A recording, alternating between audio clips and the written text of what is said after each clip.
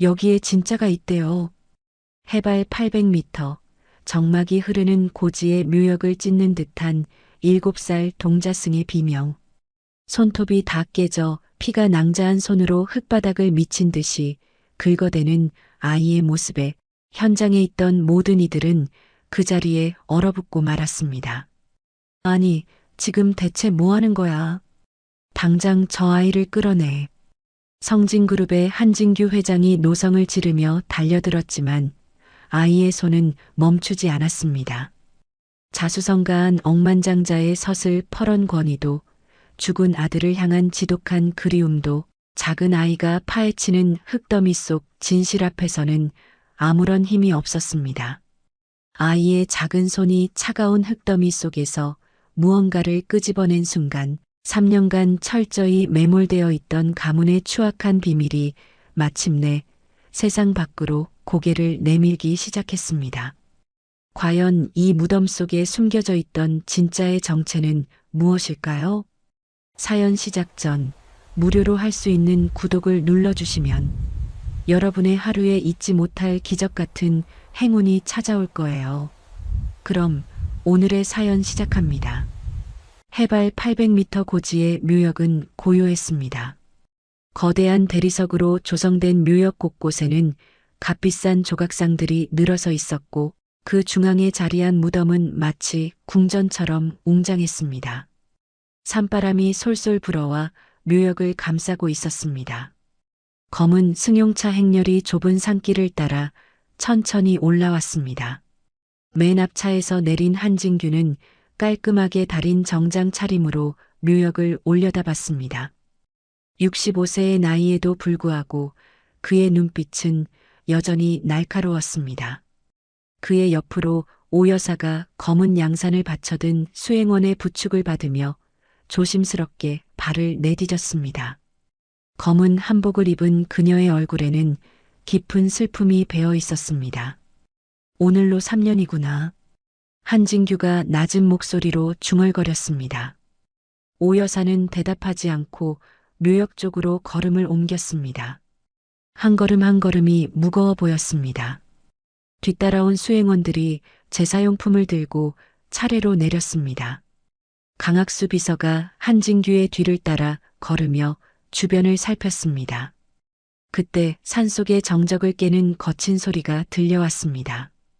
쾅, 쾅, 쾅.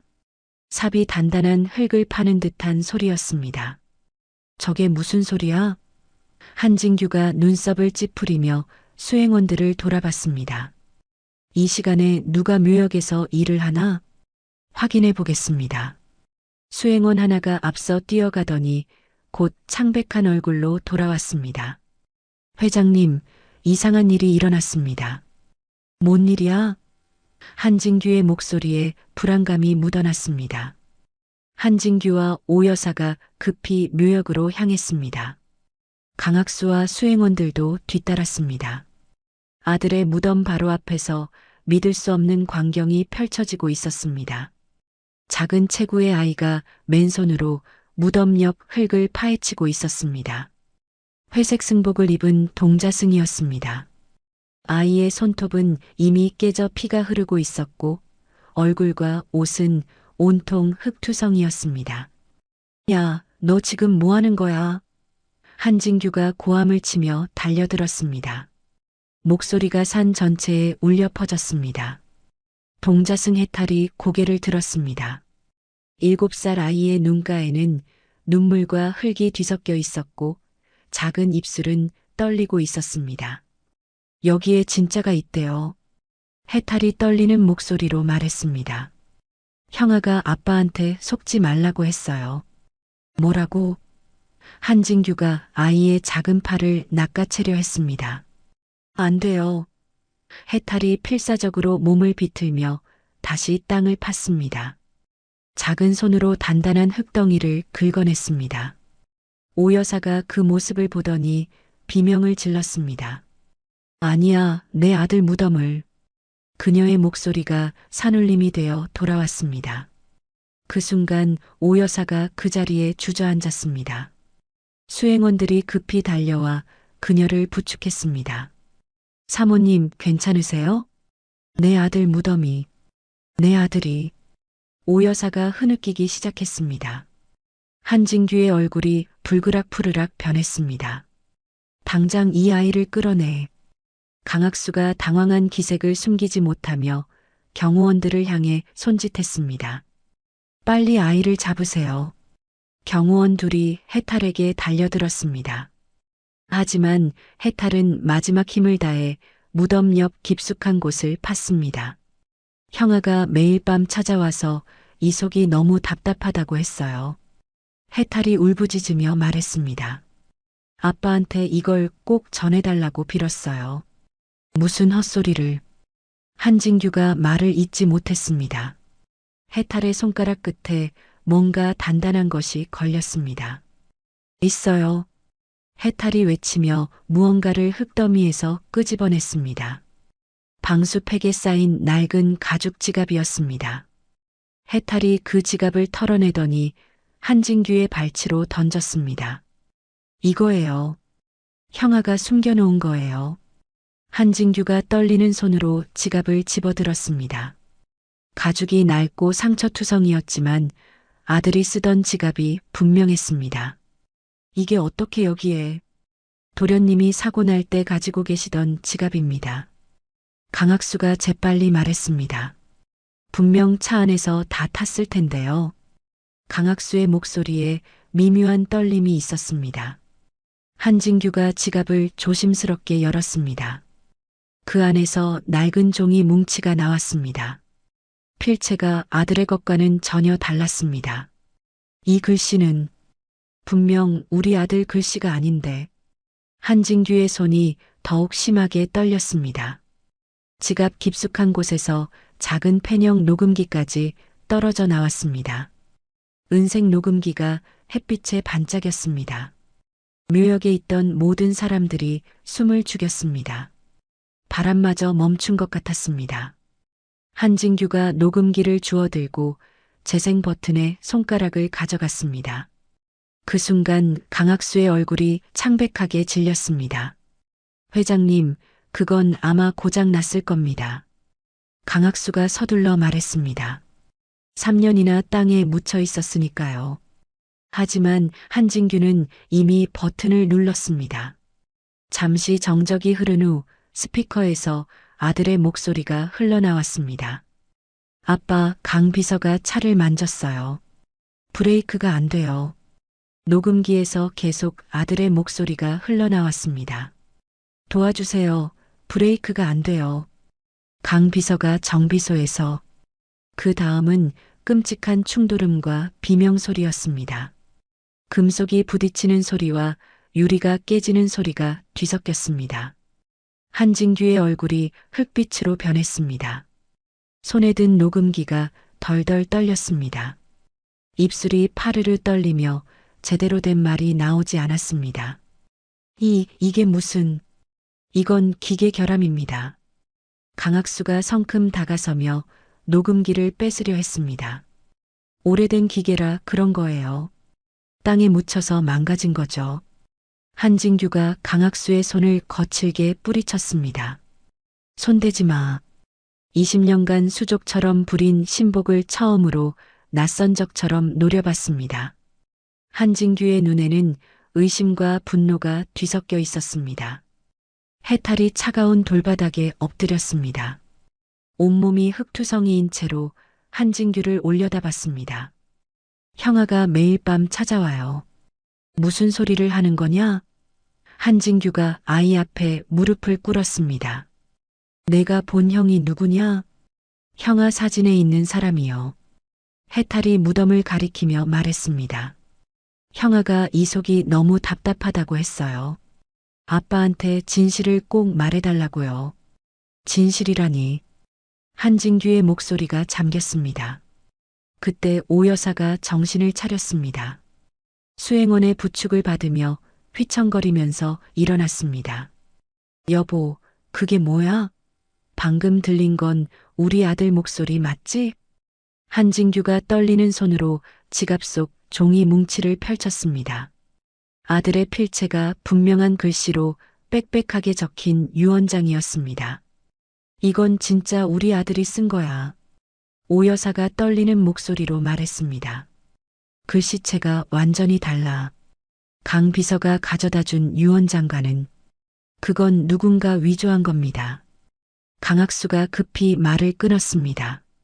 도련님이 돌아가신 지 3년이나 지났는데 어떻게 이런 게 나와요?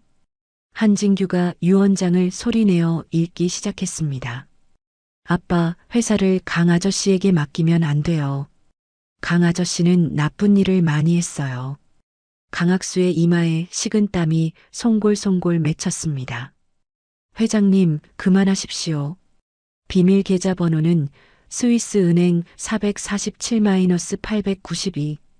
한진규가 계속 읽어나갔습니다. 강학수가 급히 유언장을 빼앗으려 달려들었습니다. 그걸 내놓으세요. 한진규가 유언장을 가슴에 꼭 껴안았습니다. 너 정말 내 아들을 죽였구나. 회장님, 진정하세요. 강학수가 억지로 웃음을 지으며 말했습니다. 누군가 회장님을 속이려고 하는 겁니다. 저 동자승도 누군가의 사주를 받은 거예요. 그때 묘역 입구 쪽에서 자동차 엔진 소리가 들려왔습니다.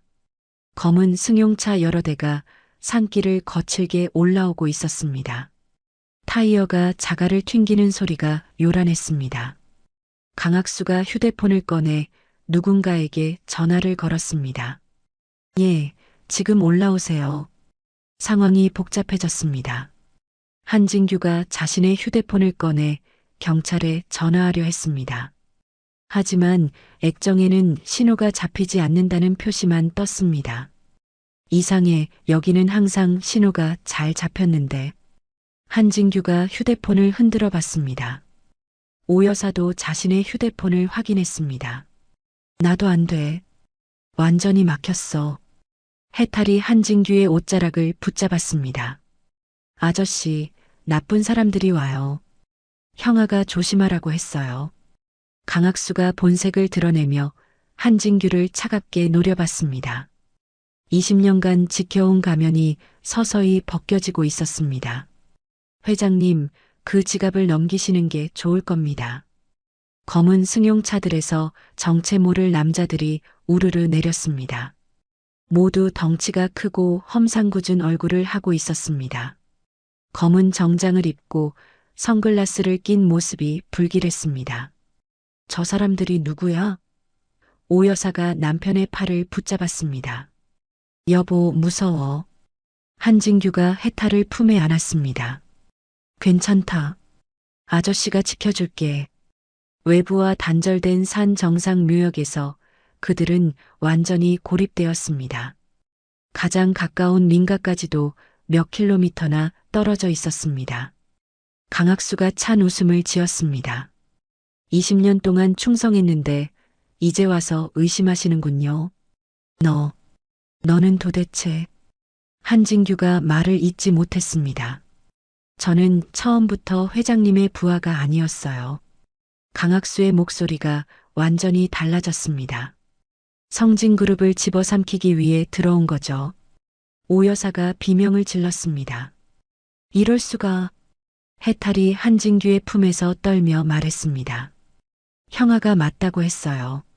나쁜 아저씨라고 했어요.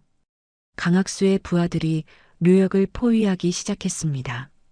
이제 도망갈 곳도 없었습니다. 한진규가 아들의 유언장을 더욱 꼭 움켜쥐었습니다. 내가 살아있는 한 이걸 넘겨주지 않을 거야. 산바람이 차갑게 불어와 묘역의 나뭇잎들을 흔들었습니다. 폭풍우가 몰아치기 전에 고요함이었습니다. 강학수의 위협이 최고조에 달했을 때 묘역 입구로 낡은 승합차 한 대가 거칠게 달려 올라왔습니다.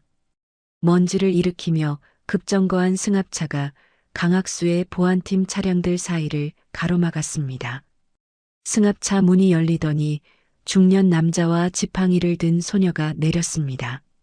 남자는 정장 차림이었지만 옷이 구겨져 있었고 소녀는 앞을 보지 못하는 듯 조심스럽게 발걸음을 옮겼습니다. 윤 변호사?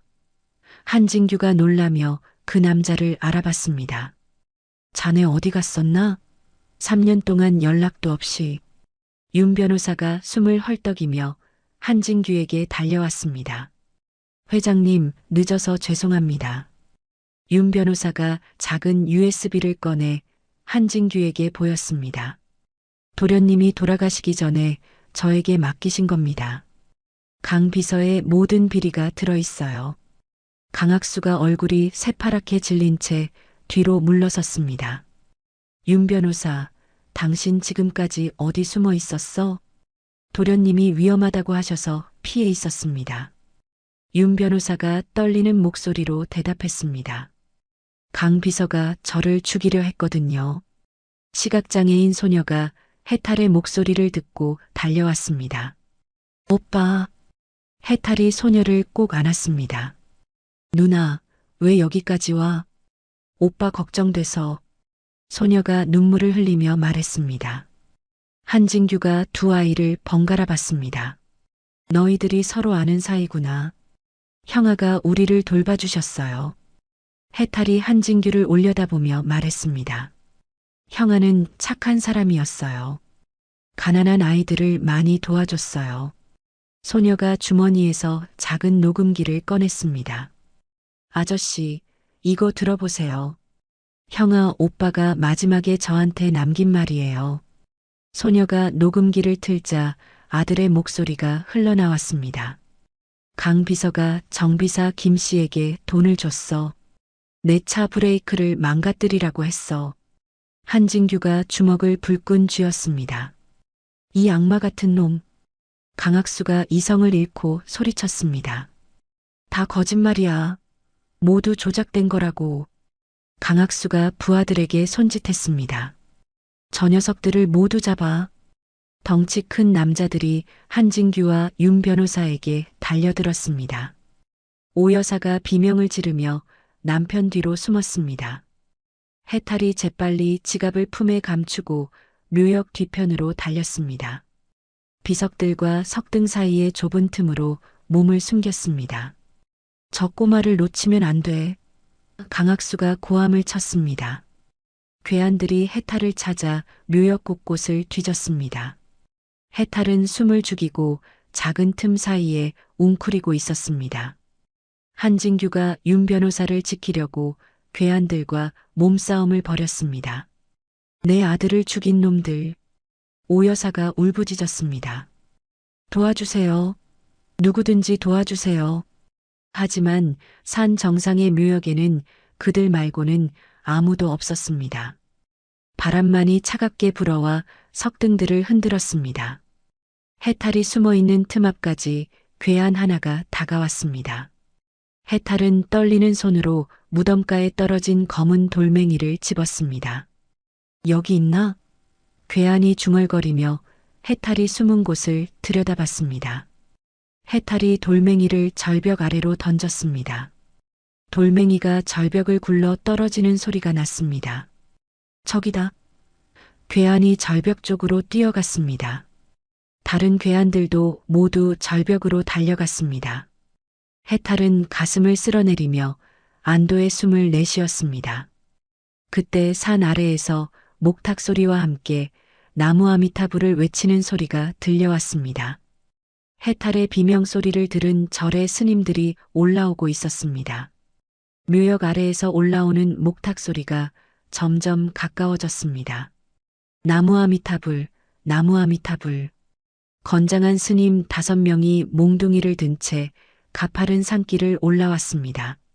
강학수의 부하들이 절벽에서 헛수고를 하는 사이 스님들이 묘역을 에워쌌습니다. 큰 스님이 앞장서서 강학수를 노려봤습니다. 여기서 무슨 일이냐? 큰 스님이 위험 있는 목소리로 물었습니다. 강학수가 당황하며 뒤로 물러섰습니다. 스님들이 왜 여기까지? 해탈이가 위험하다는 소리가 들려왔다. 큰 스님이 묘역을 둘러봤습니다. 해탈아, 어디 있느냐? 해탈이 석등 뒤에서 조심스럽게 고개를 내밀었습니다. 큰 스님. 해탈이 큰 스님의 품으로 달려갔습니다. 큰 스님이 해탈을 꼭 안으며 온몸을 살폈습니다. 다치지 않았구나. 큰 스님이 안도하며 말했습니다. 해탈이 품속에서 진짜 지갑을 꺼내 보였습니다. 큰 스님, 형아가 이걸 아빠한테 전해달라고 했어요. 강학수가 스님들을 보며 억지로 웃었습니다.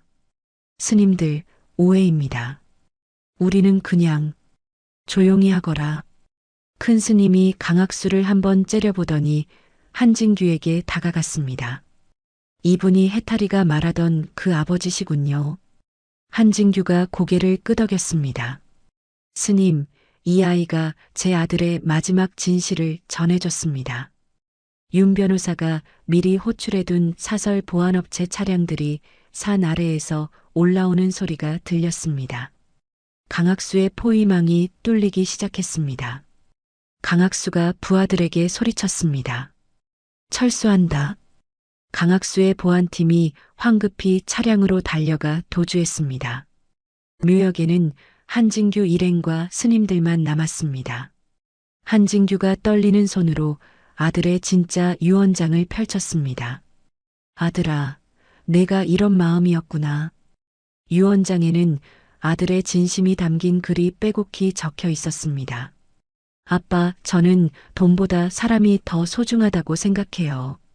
오 여사가 눈물을 흘리며 유언장을 들여다봤습니다. 우리 아들이 이렇게 착한 마음을 가지고 있었다니. 해탈이 한진규를 올려다봤습니다. 형아가 나쁜 아저씨가 아빠를 속인다고 했어요. 한진규가 해탈의 머리를 쓰다듬었습니다. 고마워, 해탈아. 내가 아니었으면 영영 모를 뻔했다. 유언장 뒷면에는 해탈과 시각장애인 소녀의 후견인 신청서가 이미 작성되어 있었습니다. 한진규가 그것을 보며 가슴이 뭉클했습니다. 아들아, 이것이 내가 아빠에게 준 마지막 선물이구나. 오 여사가 두 아이를 번갈아 보며 말했습니다. 이 아이들이 우리 아들이 마지막에 걱정했던 아이들이네. 윤 변호사가 한진규에게 다가와 USB를 건네주었습니다. 회장님, 이것으로 강 비서의 모든 죄를 밝힐 수 있습니다. 한진규가 USB를 받아들며 결연한 표정을 지었습니다. 내가 그룹 회장 자리를 잃는다 해도 상관없다. 아들의 억울함을 반드시 풀어주겠다. 큰 스님이 한진규의 어깨에 손을 올렸습니다. 선업에는 반드시 선보가 따른다고 했습니다. 도련님의 착한 마음이 결국 진실을 밝혀냈네요. 해탈이 시각장애인 소녀의 손을 잡았습니다. 누나, 이제 우리도 진짜 가족이 생긴 것 같아. 소녀가 환하게 웃었습니다. 응, 형아 오빠가 우리를 좋은 아빠 엄마한테 데려다 줬구나. 한진규가 하늘을 올려다봤습니다. 석양이 묘역을 붉게 물들이고 있었습니다. 내일이면 강학수와의 마지막 전투가 시작됩니다. 오 여사가 남편의 팔을 잡았습니다. 여보, 이번엔 우리가 이길 수 있을까? 한진규가 아들의 유언장을 가슴에 품었습니다. 아들이 우리와 함께 있다. 반드시 이긴다. 다음 날 아침 8시 성진그룹 본사 건물 앞에는 기자들과 구경꾼들이 몰려들었습니다. 한진규가 검은 승용차에서 내리자 플래시가 터졌습니다. 회장님, 강 비서실장과의 갈등이 사실입니까? 아드님의 사고 관련해서 새로운 증거가 나왔다는데요. 한진규는 기자들의 질문에 답하지 않고 당당히 본사 로비로 걸어 들어갔습니다. 손에는 아들의 진짜 유언장을 든 서류 가방을 꼭 쥐고 있었습니다. 엘리베이터를 타고 최고층 이사회실에 도착했을 때 이사들이 이미 자리에 앉아 있었습니다. 강학수도 평상시와 다름없는 모습으로 자리에 앉아 있었습니다. 회장님, 오늘 긴급 이사회를 소집하신 이유가 뭡니까? 한 이사가 궁금해하며 물었습니다. 한진규가 서류 가방에서 아들의 유언장을 꺼내 높이 들어 보였습니다. 이것이 제 아들이 진짜로 남긴 유언장입니다. 강학수가 비웃으며 말했습니다. 또 그 얘기입니까? 어제 그 조작된 서류 말이죠? 한진규가 벽면에 대형 스크린을 켰습니다. 해탈이 무덤에서 찾아낸 녹음기 속 음성이 이사회실에 울려 퍼졌습니다. 아빠, 강 비서가 차를 만졌어요. 브레이크가 안 돼요. 이사들이 술렁거렸습니다. 강학수의 얼굴이 창백해졌습니다. 그것도 조작입니다. 강학수가 소리쳤습니다. 누군가 회장님을 속이고 있어요. 그때 이사회실 문이 열리며 휠체어를 탄 늙은 남자가 들어왔습니다. 윤 변호사가 그를 밀고 들어왔습니다. 이분은 김정수 씨입니다. 윤 변호사가 소개했습니다. 도련님의 차를 수리했던 정비공입니다. 김정수가 떨리는 목소리로 말하기 시작했습니다. 강 비서님이 저에게 1,000만 원을 주며 도련님 차 브레이크를 망가뜨리라고 했습니다. 강학수가 벌떡 일어났습니다. 거짓말이야. 나는 그런 일 없다. 김정수가 주머니에서 휴대폰을 꺼냈습니다. 강 비서님과 주고받은 통화 기록이 다 남아 있습니다. 경찰에도 이미 제출했어요. 한진규가 또 다른 영상을 틀었습니다. 아들이 생전에 운영했던 비밀 후원 재단 활동 모습들이었습니다. 영상 속에는 해탈과 시각장애인 소녀를 비롯해 수많은 어려운 아이들이 나왔습니다. 아들이 직접 아이들과 함께 밥을 먹고 공부를 도와주는 모습이 담겨 있었습니다. 제 아들은 돈이 아니라 사람을 생각하는 아이였습니다. 한진규가 울먹이며 말했습니다. 이사들이 숙연한 표로 영상을 지켜봤습니다. 몇몇 이사들은 눈물을 흘렸습니다. 도련님의 뜻을 이어받겠습니다. 한 이사가 일어서며 말했습니다. 강 비서실장 해임 안건에 찬성표를 던지겠습니다. 다른 이사들도 하나둘 일어섰습니다. 저희도 찬성합니다. 만장일치로 강학수 비서실장의 해임이 결정되었습니다. 이사회 의장이 선언했습니다. 강학수가 주저앉으며 절규했습니다. 이럴 수가. 20년 동안 충성했는데.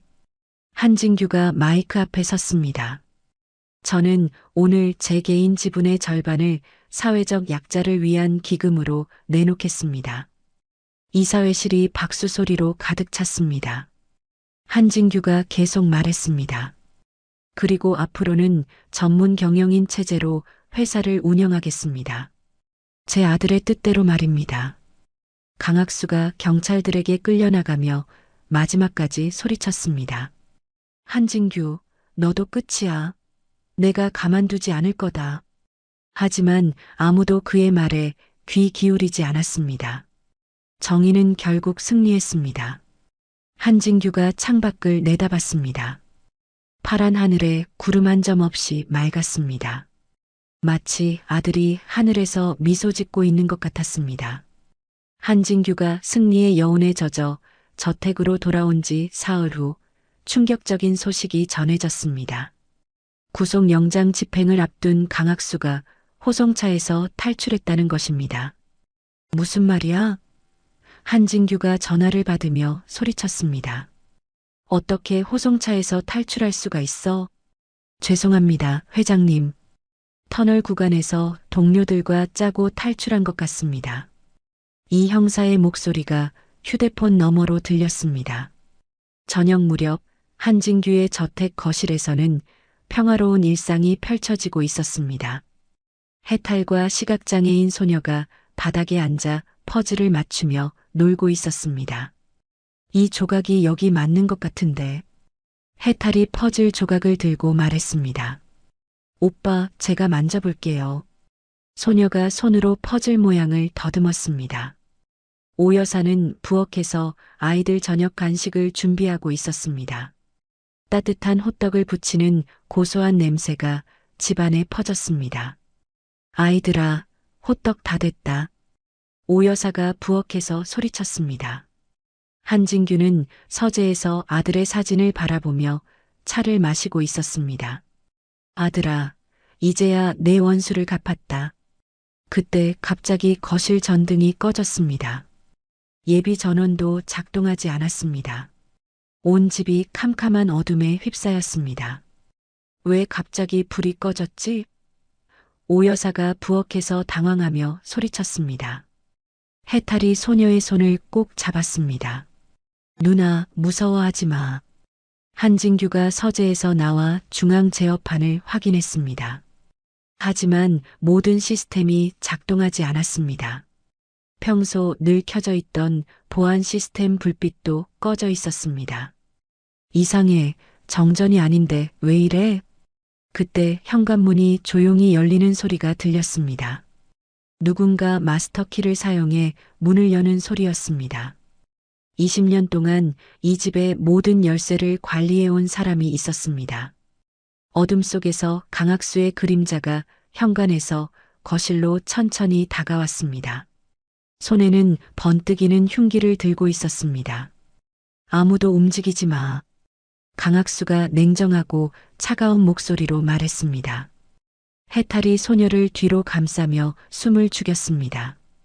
아이들은 공포에 떨며 서로를 붙잡았습니다. 오 여사가 부엌에서 비명을 지르려 했지만 목소리가 나오지 않았습니다. 손에 든 국자가 떨어져 바닥에 떨어졌습니다.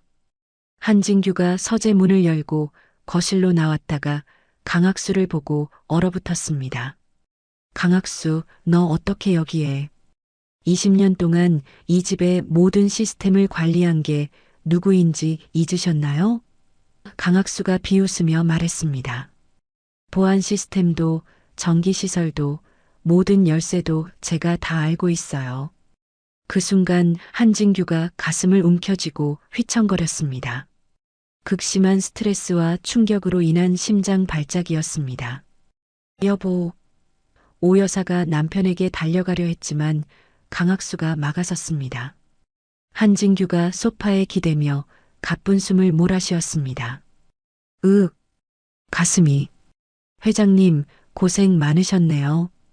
강학수가 찬 웃음을 지으며 말했습니다. 이제 마지막 부탁을 들어주시죠. 강학수가 아이들 앞을 막아섰습니다. 해탈과 소녀가 서로 꼭 안고 떨었습니다. 법인 인장과 해외 계좌 정보를 내놓으시오. 강학수가 협박하듯 말했습니다. 그런 건 몰라요. 오 여사가 떨리는 목소리로 말했습니다. 우리는 그런 거 안 해요. 강학수가 주머니에서 라이터와 작은 휘발유통을 꺼냈습니다. 뚜껑을 열자 매운 냄새가 거실에 퍼졌습니다. 1시간 안에 내놓지 않으면 이 집을 다 태워버릴 거요. 강학수가 휘발유를 거실 곳곳에 뿌리기 시작했습니다. 카펫과 소파에 휘발유가 스며들었습니다. 해탈이 공포에 떨며 소녀의 손을 꼭 잡았습니다. 그러면서 아들이 생전에 가르쳐준 비상시설 위치를 필사적으로 떠올렸습니다. 거실 한쪽 벽 뒤편에 수동 비상벨이 숨겨져 있었습니다. 아들이 혹시 모를 위험에 대비해 몰래 설치해둔 것이었습니다. 누나, 여기 있어. 해탈이 소녀에게 속삭였습니다. 강학수가 서재로 들어가 금고를 뒤지기 시작했습니다. 서랍을 하나하나 뽑아내며 중요한 서류들을 찾았습니다. 그 사이 해탈이 조용히 기어가 벽 뒤에 비상벨을 눌렀습니다. 작은 손으로 간신히 버튼을 누르자 경보 신호가 인근 경찰서로 전송되었습니다. 강학수가 서재에서 나와 라이터에 불을 붙였습니다. 작은 불꽃이 어둠 속에서 흔들렸습니다. 마지막 기회예요. 강학수가 위협적으로 말했습니다. 그때 강학수가 라이터를 카펫 끝에 던졌습니다. 휘발유가 뿌려진 곳에서 파란 불꽃이 치솟기 시작했습니다. 아이들이 있잖아요. 오 여사가 절규했습니다. 불길이 빠르게 번져나가며 거실을 집어삼키기 시작했습니다. 연기가 천장으로 올라가며 거실을 가득 채웠습니다. 해탈과 소녀가 숨을 쉬기 어려워 기침을 했습니다. 매운 연기가 목과 코를 자극했습니다. 쓰러진 한진규가 흐릿해지는 의식 속에서도 아이들을 지키려 했습니다. 바닥을 기어가서 두 아이를 품에 안고 몸으로 감쌌습니다. 괜찮다. 아저씨가 지켜줄게. 그때 저택 주변을 순찰하던 경찰차가 비상 신호를 받았습니다. 사이렌 소리가 산길에 울려 퍼지며 저택으로 달려왔습니다. 강학수가 창밖의 경찰차 불빛을 보고 당황했습니다. 이럴 수가. 어떻게 신호가. 이 형사가 동료들과 함께 저택 담장을 넘어들어왔습니다. 경찰이다. 문을 열어라. 불길이 점점 커져 거실 절반을 덮었습니다. 연기 때문에 숨쉬기가 더욱 어려워졌습니다. 한진규가 마지막 힘을 짜내 아이들을 창가로 밀어냈습니다. 해탈아, 창문을 깨라. 해탈이 아들이 가르쳐준 대로 부엌에서 젖은 수건을 가져와 소녀의 얼굴에 씌웠습니다. 연기가 자욱한 가운데서도 아이는 침착함을 잃지 않았습니다. 그리고 거실 모서리에 있던 큰 화분을 두 손으로 간신히 들어 올렸습니다. 에이! 해탈이 온 힘을 다해 화분을 유리창에 내리쳤습니다. 유리가 우지직 소리를 내며 산산조각 났습니다. 차가운 바깥 공기가 거실 안으로 쏟아져 들어왔습니다. 연기가 깨진 창문을 통해 빠져나가기 시작했습니다. 한진규가 본능적인 힘을 발휘해 몸을 일으켜 세웠습니다. 심장이 터질 듯 아팠지만 아이들을 구해야 한다는 일념으로 버텼습니다. 빨리 나가라. 한진규가 해탈과 소녀를 창가로 밀어냈습니다. 강학수가 뒤에서 쇠막대를 들고 한진규를 위협했습니다. 가만히 있어. 도망가면 다 죽는다. 한진규가 뒤돌아 강학수의 다리를 붙잡아 넘어뜨렸습니다. 두 사람이 불길 옆 바닥에서 뒹굴며 격렬한 몸싸움을 벌였습니다. 이 악마 같은 놈. 한진규가 강학수의 목을 움켜쥐었습니다. 그때 깨진 창문 너머로 이 형사와 경찰들이 뛰어들어왔습니다. 경찰이다. 무기를 버려라. 이 형사가 재빨리 강학수를 제압했습니다. 강학수가 쇠막대를 놓치며 바닥에 쓰러졌습니다. 움직이지 마. 체포한다. 경찰이 강학수에게 수갑을 채웠습니다.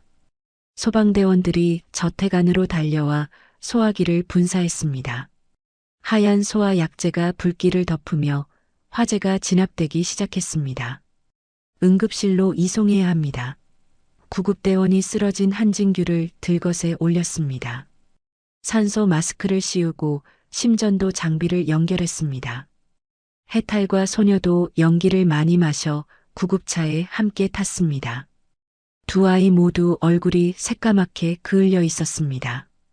오 여사가 울면서 남편의 손을 꼭 잡았습니다. 여보, 정신 차려. 아이들이 무사해. 정말요?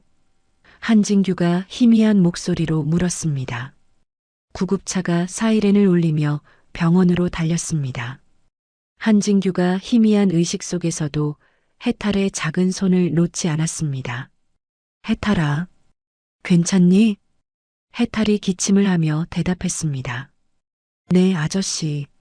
저는 괜찮아요. 형아가 지켜줬어요. 병원 응급실에서 한진규가 응급처치를 받았습니다. 의사가 산소 마스크를 씌우고 심장 검사를 했습니다. 다행히 생명에는 지장이 없습니다. 의사가 오 여사에게 설명했습니다. 충분히 안정을 취하시면 회복됩니다. 해탈과 소녀도 폐 검사를 받았습니다. 연기를 조금 마셨지만 큰 문제는 없었습니다. 이틀 후 한진규가 하얀 병실에서 깨어났습니다. 침대 옆에는 해탈과 소녀 그리고 오 여사가 앉아 있었습니다. 아저씨, 깨어나셨어요. 해탈이 기뻐하며 벌떡 일어섰습니다. 한진규가 미소를 지으며 해탈의 머리를 쓰다듬었습니다. 고마워, 해탈아. 내가 우리를 구했구나. 형아가 도와줬어요. 해탈이 순진하게 대답했습니다. 윤 변호사가 병실 문을 열고 들어와 소식을 전했습니다. 회장님, 강학수의 모든 비자금 계좌가 동결되었습니다. 그놈이 숨겨둔 돈까지 다 찾았나? 네, USB에 있던 정보 덕분에 해외 계좌까지 모든 증거가 확보되었습니다. 윤 변호사가 서류 뭉치를 보여주었습니다. 며칠 후 텔레비전 뉴스에서 사건의 전말이 자세히 보도되었습니다. 성진그룹의 투명한 경영 전환과 한진규의 사회 환원 결정이 크게 화제가 되었습니다. 성진그룹 한진규 회장이 개인 재산의 절반을 사회에 환원하기로 했습니다. 아나운서가 차분한 목소리로 전했습니다. 오 여사가 화재로 상처 입은 저택을 바라봤습니다. 검게 그을린 벽과 깨진 창문이 그날의 악몽을 떠올리게 했습니다. 여보, 이 집을 허물고 우리 아들이 꿈꿨던 병원을 지어요. 장애 아동들을 위한 전문 병원 말이지? 한진규가 고개를 끄덕였습니다. 네, 그게 우리 아들의 마지막 소원이었잖아요. 오 여사의 목소리에 결의가 담겨 있었습니다. 법원에서 강학수에게 최종 판결이 내려졌습니다. 살인미수와 방화, 횡령 등 모든 혐의가 인정되어 무기징역이 선고되었습니다. 피고인 강학수에게 무기징역을 선고한다. 판사가 엄숙한 목소리로 판결을 읽어내렸습니다. 강학수가 법정에서 끌려나가며 마지막까지 소리쳤습니다. 이건 조작이야. 나는 억울하다. 하지만 아무도 그의 말에 귀 기울이지 않았습니다. 보름 후 건강을 되찾은 한진규는 다시 아들의 무덤을 찾았습니다. 해탈이 파헤쳤던 흙을 정성껏 덮으며 아들과 조용한 대화를 나눴습니다.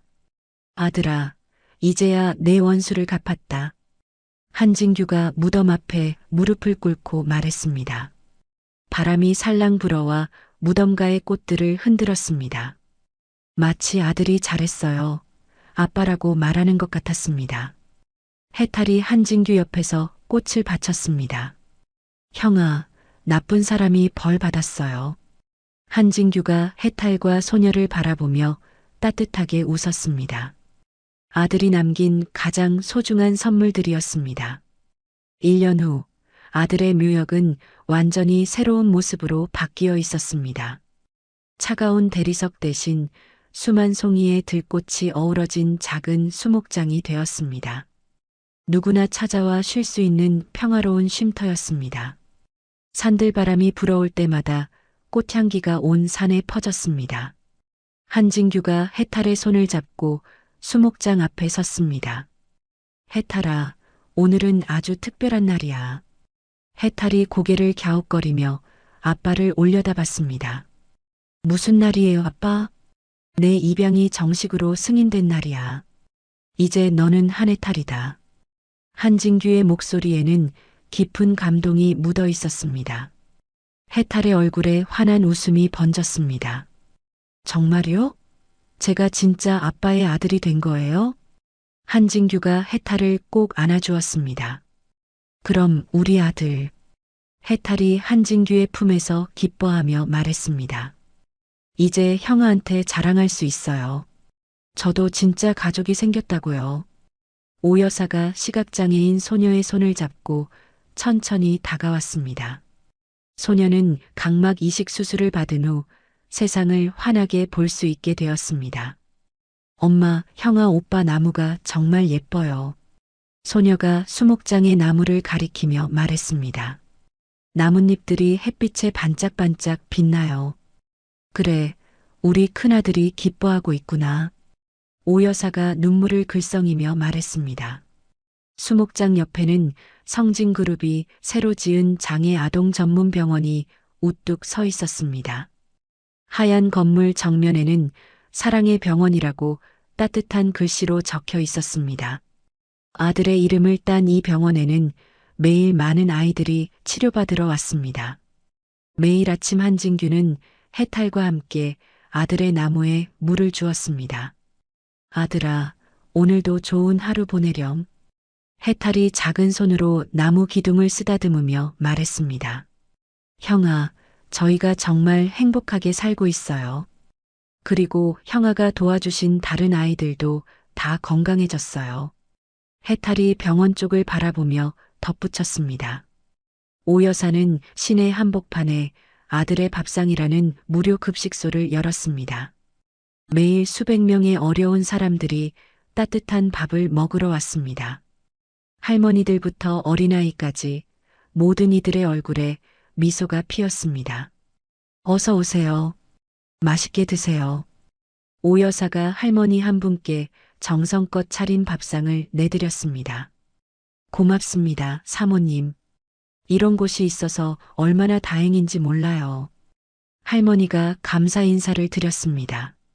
성진그룹은 완전히 새로운 회사로 거듭났습니다.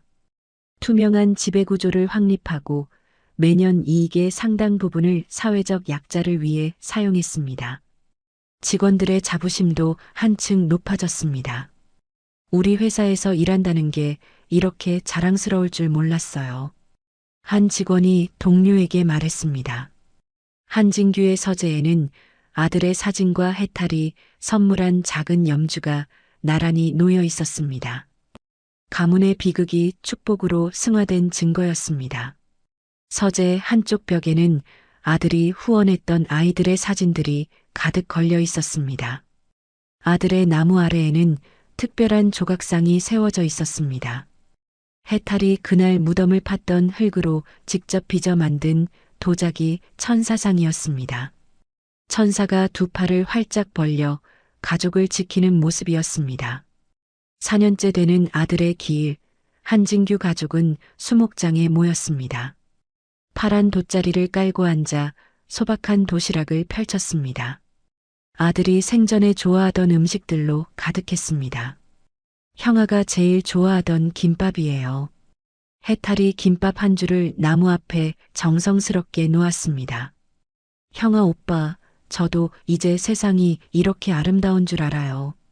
소녀가 파란 하늘을 올려다보며 말했습니다. 구름도 보이고 새들도 보여요.